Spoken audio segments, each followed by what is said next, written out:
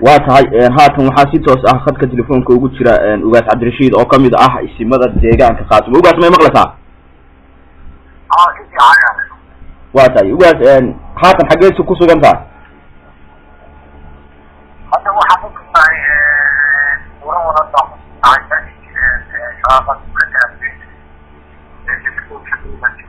واتهاي xaaladda deegaankaasi bixin iyo buuro wadal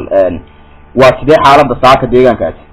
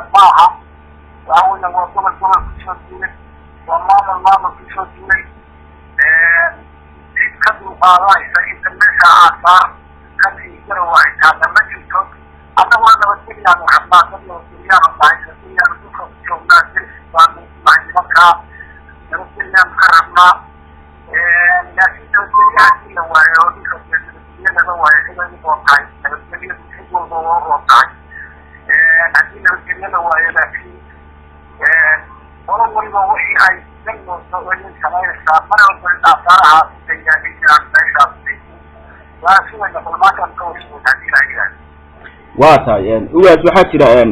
qayb kamid ah mas'uuliyiin ka socda maamulkaasi Garowe oo deegaankaasi kulamo kula qaatay qayb kamid ah